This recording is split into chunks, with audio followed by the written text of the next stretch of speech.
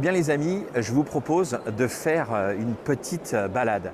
Une petite balade, la balade d'Igor, on va appeler ça évidemment, pour vous faire découvrir un peu in vivo le fameux Historic Auto à Nantes 2022. Ça va être vraiment sympa parce que il y a énormément de monde autour de moi et surtout de très très belles autos. Alors plutôt que de vous montrer ma tête, je vais vous montrer quelques-unes des voitures qui sont présentes ici.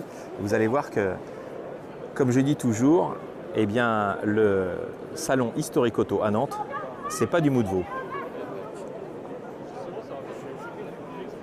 Voilà, c'est parti, la petite caméra est en place et vous allez donc pouvoir profiter pleinement de ce que j'ai à vous montrer. Alors déjà, on commence avec cette sublime Aston, qui est une auto absolument magiquissime s'il en est. Juste à côté, une auto qui a fait parler d'elle à l'époque, c'est la fameuse Renault 21 Turbo. Ça, c'est une auto qui a fait rêver la plupart des gens de la génération des cinquantenaires parce qu'elle est sortie dans les années 80 et elle a vraiment marqué son époque, et notamment celle-ci avec ses sièges en cuir, elle est absolument magnifique. Voilà, on continue parce que Porsche a été mis en valeur également cette année. Alors, des autos tout à fait remarquables comme cette 356 que vous voyez là. Et puis bien sûr le petit tracteur Porsche qui est là également et qui montre que évidemment eh bien, le constructeur allemand de Stuttgart avait aussi réalisé quelques trucs assez étonnants. Voilà la 912. Porsche 912 donc avec le moteur 4 cylindres, ça c'est une des caractéristiques de cette voiture, on en cherche de plus en plus en ce moment. Et donc on l'a ici, c'est un exemplaire qui est assez magnifique. Juste à ses côtés cette 924S qui était d'ailleurs une auto qui a un peu marqué sa génération parce que c'est une auto qui était un peu spéciale on va dire chez Porsche, les Porschistes ont crié au scandale. Et peut-être à tort d'ailleurs parce qu'aujourd'hui c'est un youngtimer qui est extrêmement recherché. Et puis il y a une auto qui a marqué sa génération qui est juste à côté, c'est donc cette 944 Turbo. 944 Turbo, toute la presse automobile de l'époque avait considéré que cette voiture était l'une des meilleures de sa génération dans sa catégorie. Et c'est vrai que c'est une auto qui est vraiment redoutable. Voilà, on continue avec des autos un petit peu plus modernes et notamment cette Porsche 968 en version cabriolet. Et puis juste à côté, cette incroyable 964 Turbo avec des jantes totalement impressionnantes et qui a eu cette particularité d'être réalisée à 194 exemplaires et pas un de plus. Voilà, on continue à se balader avec la 928 GT qui passe ici, nos amis du Porsche Club 928 France. Et puis encore une fois, le monde. Le monde est ici sur ce salon. On va continuer à se faire plaisir en allant découvrir notamment le Mini Club de Pays de Loire qui nous fait l'amitié de nous présenter cette John Cooper qui date des années 80. Fin des années 80, c'est vrai qu'à un moment chez Mini on s'était dit que c'était pas idiot. Une autre voiture qui a marqué également les esprits, c'est bien sûr la Citroën M35. Celle-ci est une voiture qui a été sortie en 1969 et qui avait cette particularité d'être équipée d'un moteur rotatif. Beaucoup de monde autour évidemment. On va essayer de vous montrer le moteur.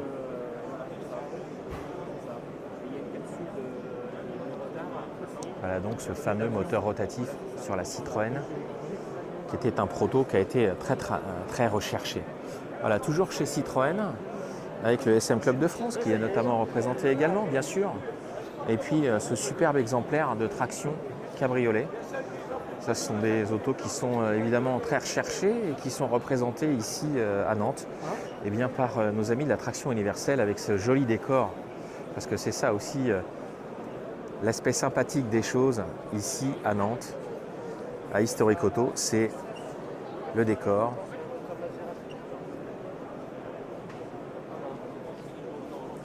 Voilà, on va continuer à vous faire découvrir quelques autos remarquables, comme notamment cette incroyable Ford T Speedster. Ford T qui est une auto qu'on va retrouver très régulièrement dans de nombreuses manifestations et notamment sur des concours d'élégance. C'est une auto particulièrement remarquable et remarquée. On va continuer notre petite balade avec les Peugeot et cette fameuse 404 Cabriolet dont la ligne est signée Pininfarina. Exactement la même ligne d'ailleurs que la Ferrari 250 GTE.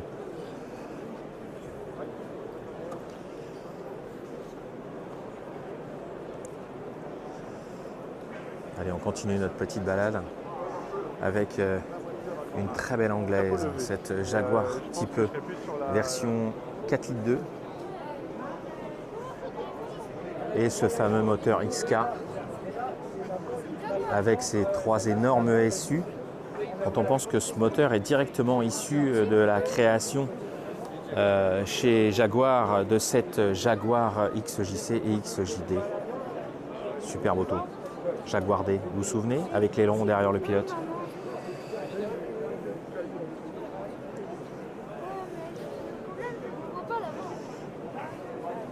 Alors parmi les expositions qui auront fait date sur l'historique auto à Nantes en 2022, eh bien, il y a cette incroyable collection de motos qui a été réunie, des motos françaises notamment, qui ont la particularité d'être des gros cubes et qui ont marqué les françaises, les marques françaises. Alors, avant ça, je vais vous montrer les sidecars.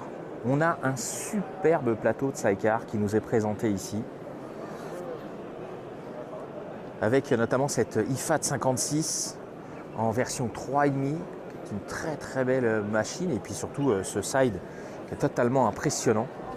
Voilà, une moto tout droit sortie de la RDA. Avouez quand même qu'elle a un look incroyable. Juste à ses côtés, une moto incroyable qui porte encore le joli sigle du Motocycle de France. C'est cette René Gillette 1924, une type G6 7,5, qui a été une machine française qui a marqué son temps également et apprécié les détails. Juste à ses côtés, une Indian de 1915 avec un panier absolument impressionnant. Et là, quand on parle du panier de sidecar, pour le coup, on est complètement dans l'histoire.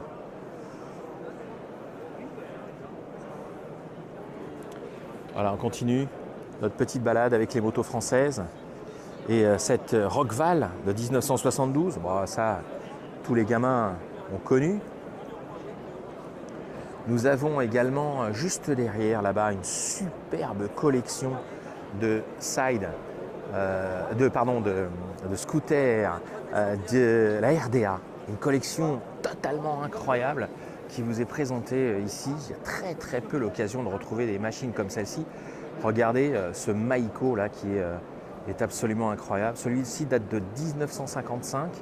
C'est une machine de 175 cm3 et 8 chevaux et demi, quand même. C'était pas rien à l'époque. Voilà la Cita Hummel qui est juste à côté.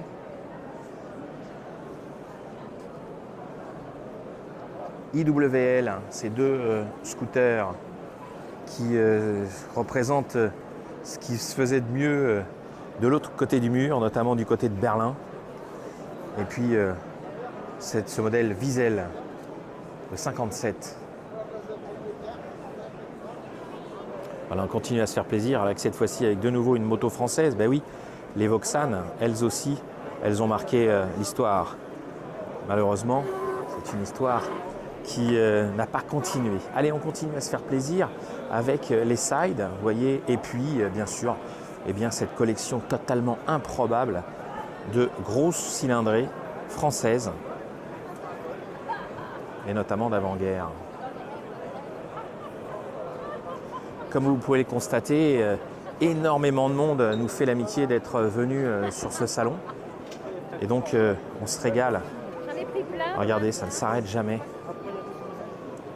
Avec les Rava, avec les DS Malter, bien entendu. Vous avez reconnu aussi les Monet Goyon. Et puis, ce bicylindre fabuleux, le Coeler Escoffier. la fine fleur de la moto française.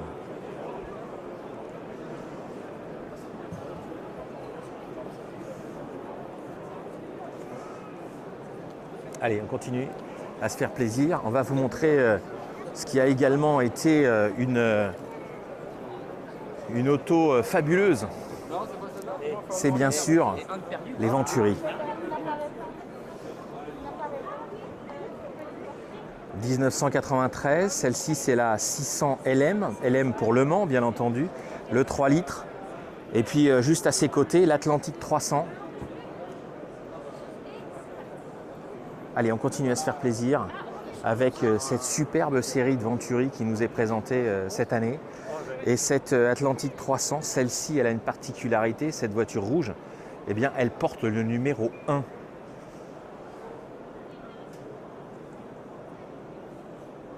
Avouez quand même que c'est plutôt chouette. On va continuer avec une petite mention sur cette très jolie affiche. Et puis encore quelques Venturi. La 260 SPC, juste devant ici. Et puis juste à ses côtés, une nouvelle Atlantique. Celle-ci, elle porte le numéro 15. L'Atlantique, c'était bien sûr le 2,8 litres, le PRV avec ses 5 vitesses. Et puis ces 260 chevaux qui étaient capables d'emmener la voiture aux alentours de 260 km/h. Voilà, la 260 APC. Et puis juste à côté, nos amis d'Extrême Limite qui nous ont fait un grand plaisir en nous proposant de découvrir quelques autos qui, ma foi, sont certes modernes, mais bien sympathiques. Cougarstar.com avec cette superbe Maserati. Et sans doute l'une de celles qui aura peut-être fait le plus parler d'elle sur ce salon, c'est bien entendu la fameuse Chiron qui a donc été la voiture de l'affiche. Voilà, donc cette Chiron est équipée du fameux V16 de 8 litres de cylindrée. On parle de 1500 chevaux.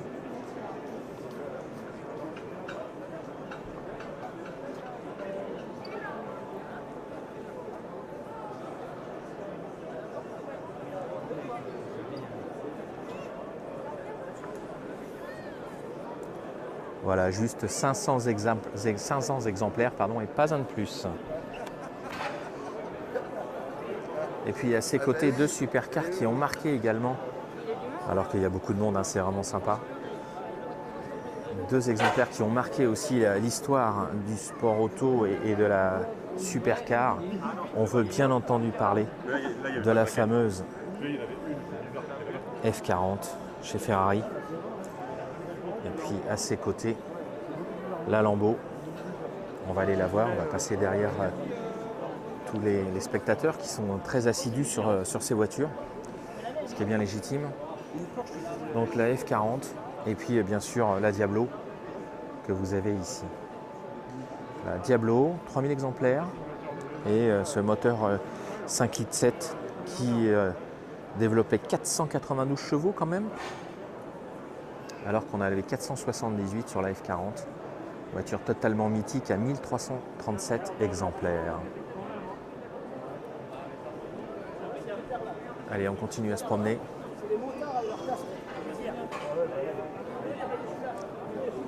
On continue à se promener donc dans le salon. Vous allez pouvoir, alors je fais attention parce que il y a beaucoup de monde, hein, c'est vraiment sympa. On se réjouit. Beaucoup d'exposants, beaucoup de public et notamment quelques américaines assez remarquables. Tenez, regardez cette Chevelle. Ça, c'est quand même juste une petite merveille d'américaine.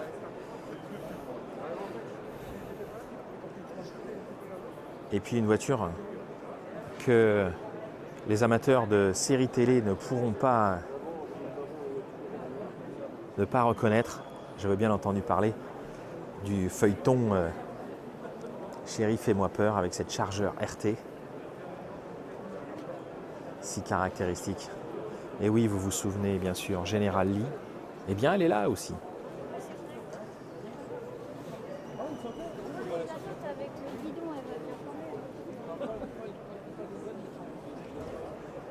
C'est accessible ça.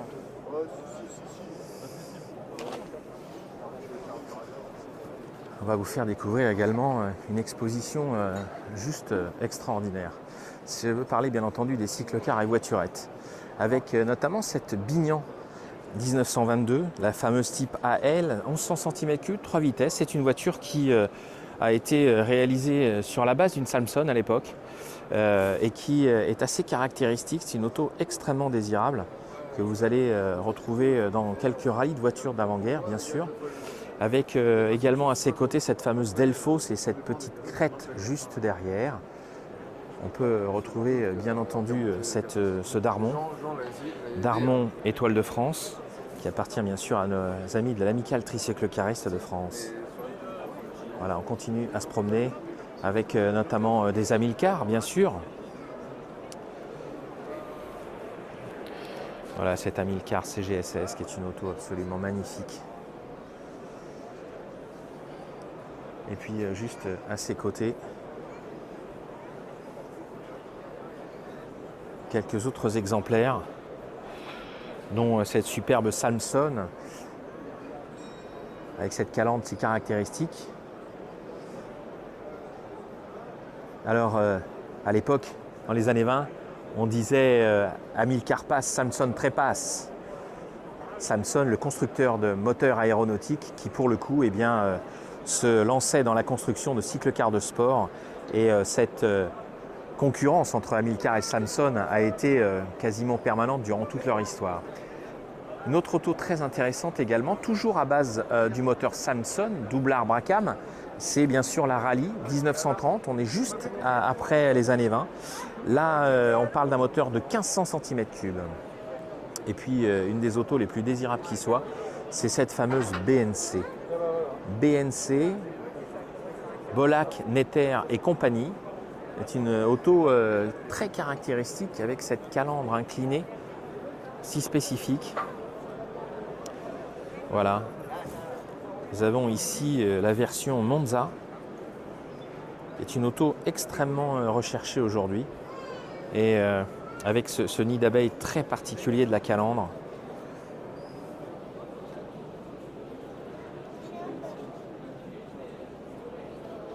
Voilà, et puis on va retrouver bien sûr l'Amilcar derrière, cette CGS. Vous aurez aussi l'occasion de retrouver de façon extrêmement rare ce Darmon de 1934 avec une carrosserie totalement improbable qui nous vient du musée de Talmont.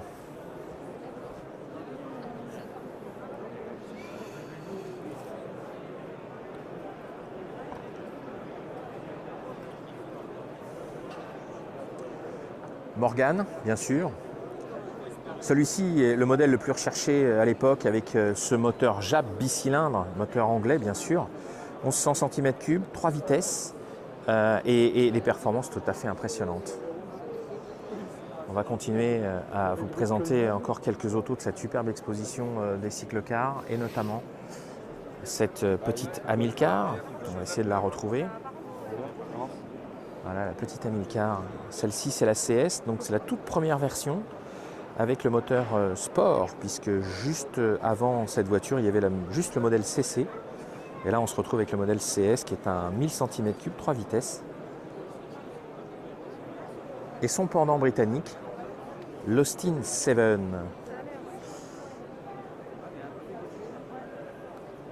Alors, l'Austin 7 a cette particularité extraordinaire, cette petite voiture anglaise, a la particularité d'avoir donné naissance à la fameuse DC's. C'était une voiture allemande et pour cause, puisque c'est chez BMW que ça se passe en fait. Chez BMW, eh bien, ils demandent cette capacité d'acheter la licence de l'Austin 7 pour créer leur première voiture automobile. Et donc on peut dire que cette Austin 7, eh bien, c'est ni plus ni moins la première BMW de l'histoire. BMW auto bien entendu. Et puis juste à ses côtés, cette fabuleuse Delphos et cette calandre qui est une petite merveille et qui est une auto à la fois extrêmement rare et extrêmement désirable. Nous l'avons vu sur les images. Voilà, on continue notre balade. Alors évidemment, hein, je vous le disais, beaucoup de monde. Donc on se fraye un chemin pour aller vous proposer de découvrir quelques autres trésors ici sur le salon historique auto. Je fais gaffe hein, parce qu'ils sont vraiment très nombreux. Les amis spectateurs, ils sont venus nous voir et ça nous fait vraiment très très plaisir. Voilà, on va les retrouver toutes ces autos avec quelques merveilles. On se promène. Tiens, regarde. La Cooper Monaco. Régis Bougnou qui nous présente cette étonnante auto pilotée à l'époque par un certain Louis Rosier. Avouez que c'est quand même pas rien. Une auto qu'on retrouve très régulièrement dans les plus grandes courses et notamment du côté des circuits des remparts à Angoulême ou sur les Classic Days et Classic Festival. Une auto assez remarquable. Alors elle s'appelle Monaco et bien tout simplement parce qu'en 1958, Maurice Trintignant a gagné le Grand Prix de Monaco avec une Cooper. Et donc pour rendre hommage à cette performance extraordinaire, eh bien, chez Cooper, on a appelé cette voiture, cette barquette, eh bien, du nom de Monaco pour faire mention et référence à la victoire de Maurice Trintignant. Alors bien entendu, la majeure partie des commerçants qui sont là, des exposants qui sont là, eh bien, vendent leur savoir-faire, bien entendu. Regardez, ça c'est super sympa. Alors là, pour le coup, c'est pour aussi montrer qu'il n'y a pas que des autos, ça n'est pas qu'une histoire de garçons. Donc vous avez eu des artistes qui sont présents ici. Et puis regardez les filles. Là, c'est à vous que je m'adresse. Avouez quand même que c'est sympa. Alors évidemment, on a des miniatures, bien sûr.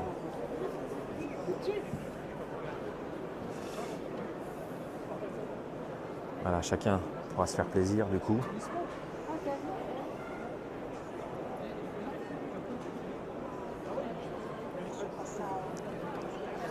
Ah, c'était pas par là. Si, c'est pas très loin, mais... Ah oui, quand je vous ai dit qu'il y avait beaucoup de monde, il y a beaucoup de monde, hein, c'est vraiment extrêmement fréquenté.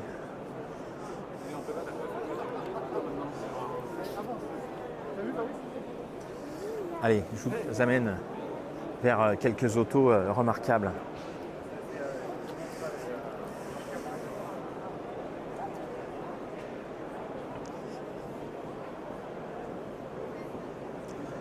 On n'oublie pas de rappeler que Matra a été une des marques qui ont été mises en valeur durant cette édition 2022. Et du coup, eh bien, on va vous en montrer les Matra. Et quel Matra d'ailleurs, vous allez pouvoir découvrir ça. Tiens, avant d'arriver chez Matra, on va en profiter pour vous montrer quelques autos magnifiques également. Les Mercedes et notamment cette sublime pagode.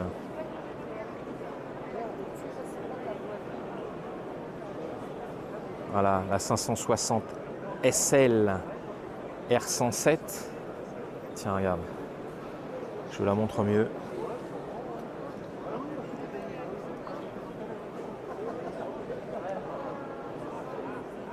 Et je vous emmène directement voir les Matra. Parce que ça, c'était vraiment une très très très belle exposition avec notamment l'Avantime, bien sûr. L'Avantime. Juste à ses côtés, aux couleurs du Monte Carlo et du Neige et Glace, aux couleurs d'Henri Pescarolo et de Johnny Reeve. Bien sûr, Johnny Reeve, vous vous souvenez, c'est ce merveilleux journaliste qui nous a fait vivre les grandes heures de l'automobile et du sport automobile dans les années 70. À ses côtés, bien sûr, la Matra Bonnet, celle-ci elle est de 65. Et puis, une des icônes du sport automobile international, c'est bien entendu la Matra F1 1969, celle avec laquelle Stewart a gagné. Et ça, c'est quand même pas rien.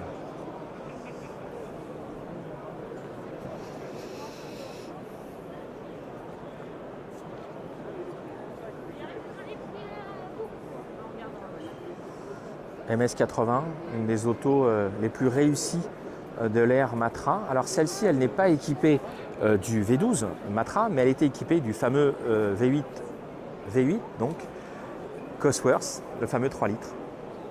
Et juste en face, la fameuse MS120 aux couleurs de Jean-Pierre Beltoise. Jean-Pierre Beltoise qui était pilote numéro 1 et qui était aidé aidé en tout cas en deuxième pilote par Henri Pescarolo qui nous a fait l'amitié d'être présent durant tout ce week-end. Voilà, Henri Pescarolo qui pilotait cette 120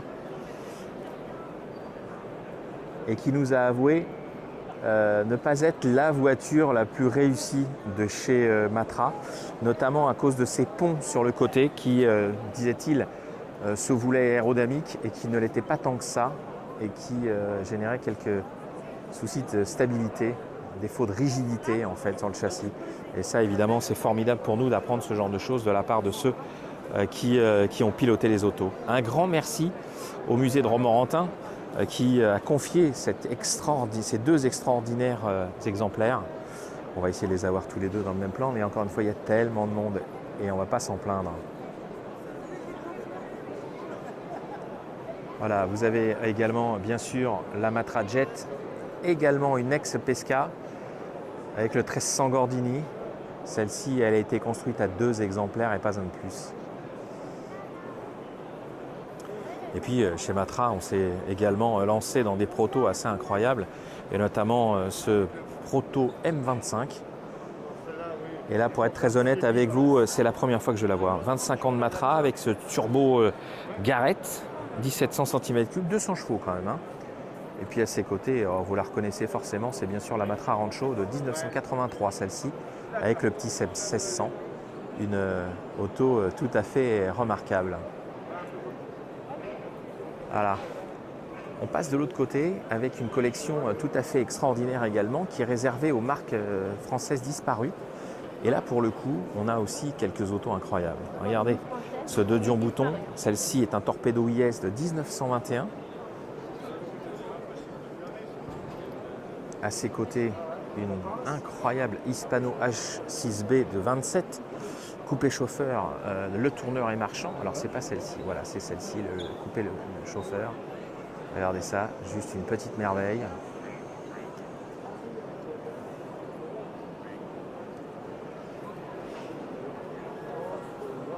On continue avec cette Hotchkiss. Celle-ci c'est une AM Roadster, couleur improbable. Et puis bien entendu cette Delahaye 1937.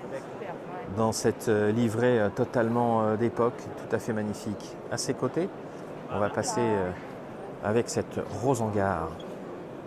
Rosengar Super Traction, 1939. Et puis à ses côtés, cette Talbot Lago 1950, fameuse T15. La fameuse Lago Baby, comme on peut le constater sur sa calandre. À ses côtés, une Samson, un cabriolet, superbe aussi, cette cabriolet S4. Avec le fameux 2,3 litres. Juste à ses côtés, une Talbot. Et puis, parmi les grandes classiques françaises, eh bien, vous allez repérer forcément la Talbot, bien sûr, et puis surtout cette Facel Vega. Facel Vega avec ce modèle reconnu et reconnaissable entre tous, la fameuse HK500, équipée du moteur Chrysler. Ça c'est une auto ô combien désirable qui nous est présentée ici à Historic Auto.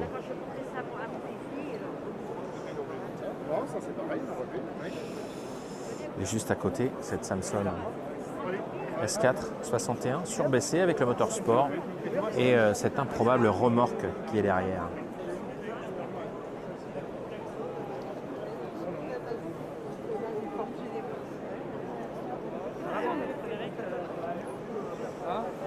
Et bien voilà, c'était la toute petite balade d'Igor qui vous a permis, je l'espère, d'en voir un petit peu plus sur cet incroyable salon de Nantes Historique Auto qui a vraiment été une réussite, vraiment une réussite. Et on est très très heureux de vous avoir présenté ces images, de vous avoir présenté ces interviews et j'espère que vous en avez largement profité. Nous, ça a été un vrai bonheur de travailler sur ce salon et c'est vrai que quand on voit encore une fois à l'heure où nous sommes, c'est-à-dire à 16 heures, le monde qu'il y a dans les allées, eh bien ma foi, on peut se dire que ça a été une pure réussite. Tenez, je vous en profite, regardez ça.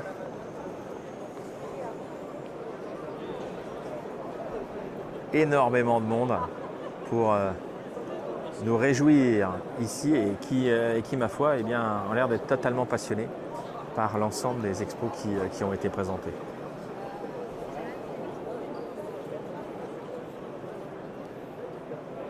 Voilà les amis, eh bien, j'espère que ça vous a plu, j'espère que vous en avez profité pleinement. J'ai tenté de vous faire découvrir un petit peu ce salon de la façon la plus ludique possible, tranquillement, c'est vrai, que vous avez pu profiter de cette magnifique, cette magnifique balade, on va dire, parce que c'est vrai que ce qu'on a pu vous présenter durant tout ce salon était juste incroyable. Merci à vous et puis on vous dit à très vite évidemment pour la prochaine édition. À plus.